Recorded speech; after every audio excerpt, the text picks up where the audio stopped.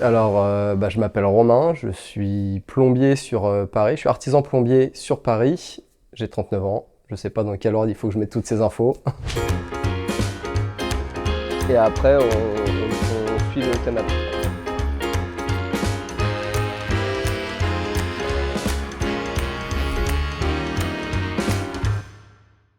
Alors bonjour, je m'appelle Romain, j'ai 39 ans et je suis artisan plombier sur Paris et ma particularité c'est que je me déplace en vélo cargo. 35, 37. Oui, bonjour, c'est de nouveau le plombier à vélo. Je suis en bas de chez vous, mais j'ai pas le code pour la deuxième porte. Alors là aujourd'hui, je suis dans la cuisine de mon client. J'ai déjà fait une intervention ici il y a à peu près 2-3 semaines. La cliente voulait installer donc un lave-vaisselle, elle l'avait pas à ce moment-là, et il lui manquait un siphon et un robinet pour pouvoir raccorder sa machine. Donc je suis venu une première fois pour installer le robinet et le siphon. Donc j'ai installé un siphon dévié avec une prise pour machine à laver, mais quand les techniciens d'électroménager sont venus pour installer la machine à laver, après ils ont fait des tests et apparemment ça fuit au niveau du raccordement. Donc je vais voir ce qu'ils ont fait, ce qu'ils ont peut-être déplacé ou quoi, et puis on va essayer de faire en sorte qu'il n'y ait plus de fuite. Hop, surtout je vais voir s'ils m'ont pas viré le joint. On va venir dévisser ici. Donc, quand tu interviens chez quelqu'un, tu deviens un peu leur plombier référent. Donc souvent toi tu arrives et tu découvres des installations qui sont faites de manière pas forcément dans les normes ou quoi. Donc toi tu essaies de mettre ça un peu plus dans les normes. Mais par contre, par exemple, quand tu travailles sur un chantier avec d'autres corps de métier, effectivement, une fois ça m'est arrivé, j'avais passé la journée à poser un réseau de chauffage en cuivre. Et dans la nuit, la propriétaire avait décidé de changer tous les plans et je suis revenu le lendemain.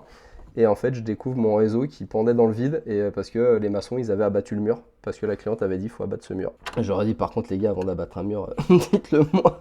Dites-le moi, au moins je vous coupe l'eau, quoi, parce que... Voilà. Alors maintenant, on récupère le matériel et je vous emmène sur le prochain chantier. On y va. Ce qu'il faut savoir, c'est qu'en fait, je suis plombier que depuis 6 ans.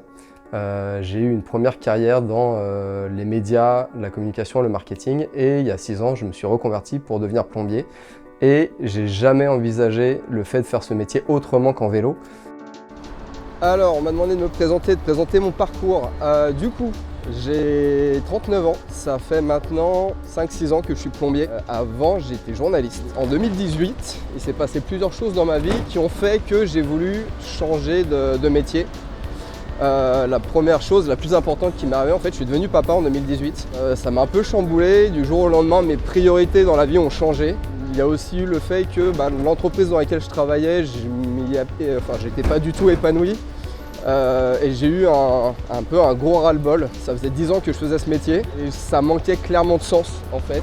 J'aime bien dire aussi que voilà, j'étais community manager, donc j'étais censé faire un métier avec du contact humain et en fait je manquais cruellement de contact humain derrière mon ordinateur. Il n'y avait plus rien d'humain dans ce que je faisais, donc je me suis dit c'est pas possible que ça dure comme ça. Et donc tout ça réuni, je me suis dit il faut que je fasse un autre métier. Et j'avais une petite frustration, c'était de ne pas être manuel en fait. Je me disais mais moi j'ai 2 mains gauches, je sais rien faire et ça me frustrait un petit peu. Je me suis dit ma fille, je veux qu'elle soit fière de moi, enfin je veux qu'elle soit fière de son papa et comment elle peut faire pour être fière de moi si moi déjà je suis pas fier de ce que je fais au quotidien.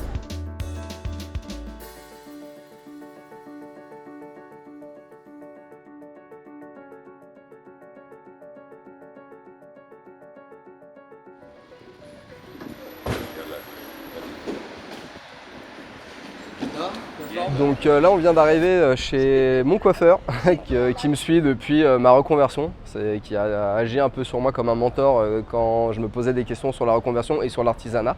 Et là aujourd'hui il a un petit souci avec ses bacs de shampoing, donc on va aller réparer une fuite en inversant 2 robinets puisqu'il n'utilise qu'un seul bac. Donc on va mettre le robinet qui ne fuit pas sur le bac qu'il utilise tous les jours. Hello! Hop, donc là on va venir travailler au niveau des bacs de shampoing où en fait on a ce robinet là qui fuit, et je dis pas de bêtises. Ouais, vous voyez ici là on voit que ça coule en continu parce que le filetage il est un petit peu abîmé. Donc en fait le client m'a demandé de remplacer ce robinet par celui-là qui ne fuit pas. C'est parti. Alors je savais que je voulais faire de l'artisanat, je savais que je voulais travailler avec mes mains, mais je savais pas trop quoi faire. J'avais plusieurs métiers, j'ai shortlisté plusieurs métiers, parmi lesquels on retrouvait boulanger, chocolatier, fleuriste, brasseur de bière. Genre pendant longtemps j'ai voulu être brasseur de bière. Mais l'objectif quand même c'était de faire vivre ma famille et de faire une formation assez courte qui paye assez rapidement. En 2019 donc je demande ma rupture conventionnelle qui m'est accordée et je commence ma formation en septembre 2020 chez les Compagnons du Devoir. Donc c'est une formation en alternance. Et pour moi c'est important de faire de l'alternance parce que comme j'avais deux mains gauches, il fallait que vraiment je travaille sur du concret, sur le terrain et pas sur les bancs de l'école. Et donc du coup je faisais 6 semaines en entreprise, 2 semaines chez les Compagnons. Et du coup j'ai passé le CAP en un an, donc en juin 2021 j'obtiens mon CAP et je travaille pour un patron afin d'acquérir encore plus d'expérience pendant à peu près 1 an et demi, 2 ans. Et c'est en mars 2023 que je crée ma société, Le Petit Plombier à Vélo. Oui, avec Romain, franchement, c'est super. À chaque fois que je l'appelle, il répond présent. Son travail est plus que parfait. Donc, je suis toujours satisfait de sa prestation et je le remercie à chaque fois.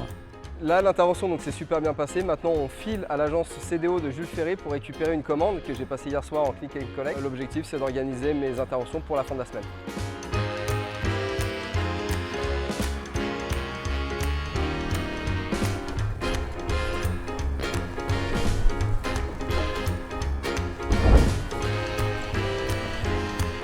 Salut! Ça va, tu vas bien? Ça va et toi? Forme? Je viens récupérer une commande passée en click and collect hier. Ouais, ok. Donne-moi le numéro de la commande. Yes. C'est le numéro 906 906 715 715 30 38. 30 38. Un mitigeur bain-douche primé au froid. Ouais, exactement. Ça tombe bien. Je te l'avais déjà préparé. Et Top. tu verras que je t'avais déjà mis ta facture. La petite facture à l'intérieur. Exactement. C'est super. C'est tout bon? Ouais, c'est bon pour nous. Merci beaucoup, à Une bonne bientôt. journée. Ouais, toi aussi. Quand on est plombier, on a besoin d'énormément d'outils différents. Et ce qu'il faut savoir, c'est qu'en fait, les outils qui existent en gros format existent aussi en petit format. Et pour 99% des interventions que je fais, j'ai pas besoin d'avoir une disqueuse gigantesque, j'ai pas besoin d'avoir une scie sabre énorme. Le modèle mini me suffit amplement pour faire des petits dépannages. Et tout ça, ça tient dans mon vélo cargo. Et aussi d'un point de vue purement pragmatique, c'est aussi un énorme gain de temps parce que on passe beaucoup moins de temps dans les embouteillages, on passe moins de temps à chercher une place de stationnement.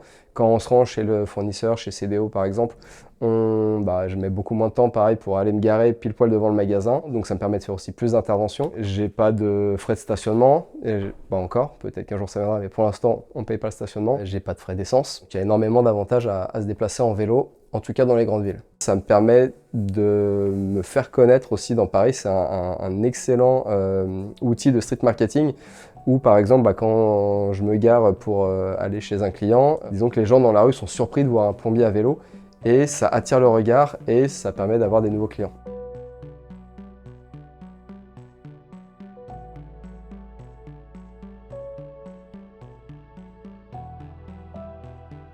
Que je dirais à un artisan qui hésite à passer au vélo. Pourquoi est-ce qu'il hésite? Parce que je vois que des avantages à passer au vélo.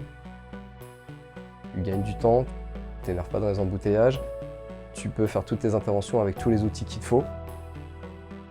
Voilà, j'essaierai de savoir pourquoi il ne veut pas passer en vélo et puis pourquoi pas lui prêter le mien, qu'il essaye et qu'il voit que c'est quand même beaucoup mieux.